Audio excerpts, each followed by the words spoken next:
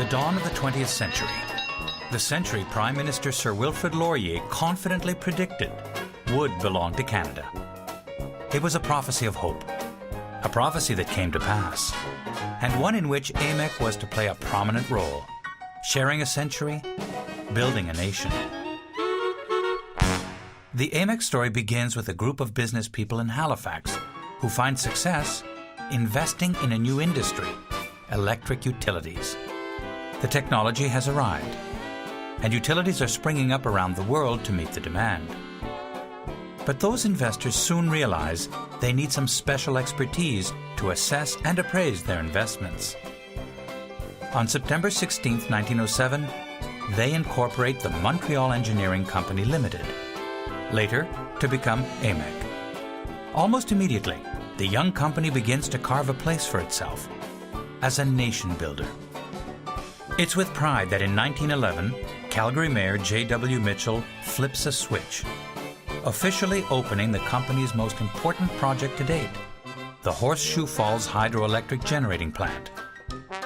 For the city, the project provided its first large-scale supply of electricity.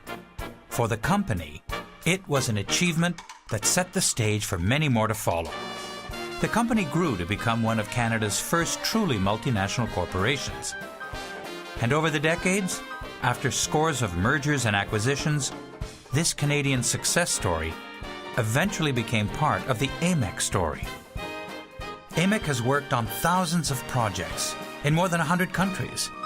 But one of the most unusual projects took place right here in Canada. 1943.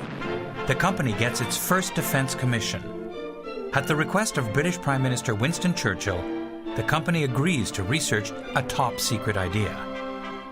As there are few landing fields for military planes in the war over the Atlantic, why not break off huge sheets of ice from the Arctic ice cap, tow them into position in the mid-Atlantic, and use them as landing fields for aircraft? The company does the research and declares the idea not feasible. But for its efforts, the company wins the confidence of the British and Canadian governments for future projects. One such project found the company working alongside the Department of National Defence, helping to protect Canadian sovereignty. Along the Arctic coast and Labrador, the company built a section of the distant early warning system, the legendary Dew Line. But along with sovereignty, a country must have prosperity, and there are many roads to prosperity. In 1954, the Iron Ore Company of Canada carved a town, a mine, a port, and a railway out of the rugged wilderness of northern Quebec and Labrador. The company's contribution? The Menehek Concrete Gravity Dam, Labrador's first generating station, and the biggest airlift of equipment and supplies ever attempted in Canada up to that time. A quarter century later, another project was added to the company's roster of firsts. In 1978, more than a century after Prince Edward Island became a province of Canada, AMEC completes a submarine cable linking the island to the mainland's electricity grid. The 22-kilometer high-voltage electric transmission lines are the longest of their kind in the world.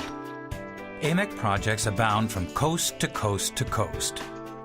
In Atlantic Canada, off the coast of Newfoundland, Hibernia, the world's biggest oil platform, and one that helped usher in a new era of economic prosperity for Newfoundland.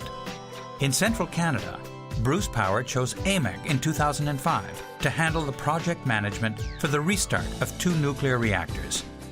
It's the largest such project in North America. That same year, AMEC installed the biggest wind power farm in Ontario, 66 turbines along the shores of Lake Erie.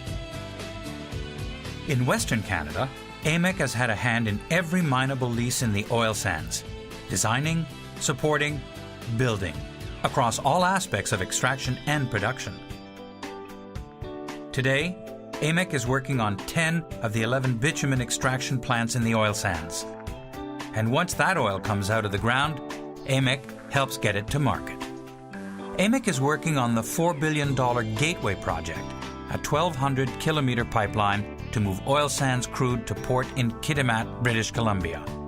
On the West Coast, the company has had a very large footprint, From the development of pulp and paper mills, starting in Port Alberni in 1947, to pipeline development, including the natural gas pipeline that linked Vancouver Island to the mainland in 1991. The company has also worked on projects ranging from the Expo and Millennium lines of the SkyTrain to BC Place Stadium. In the Arctic, the company stood proud when the Ekati diamond mine entered production in 1998.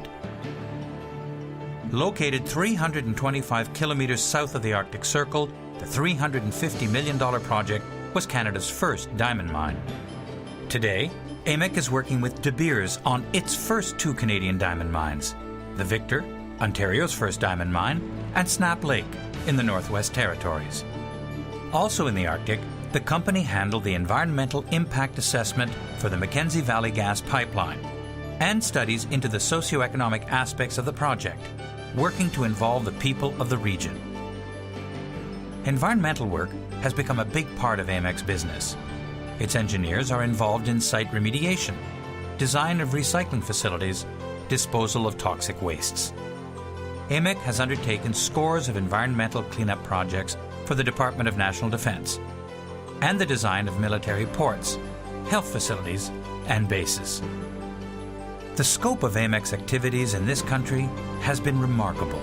The company has had a significant impact on Canadians in so many different ways.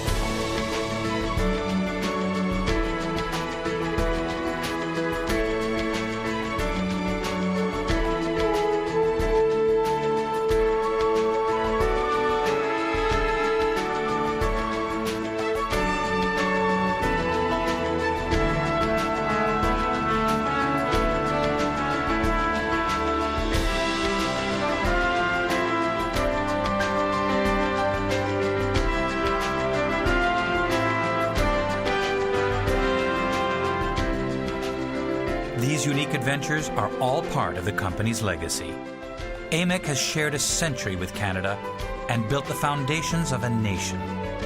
Now, in the early years of the 21st century, AMEC has been entrusted with responsibility for some of Canada's biggest, most important projects in oil sands and mining, high-tech research labs, new modes of power generation, and the environment. Nobody can predict what lies ahead, but here's a sure bet. AMEC will continue to play a vital and leading role in Canada's future.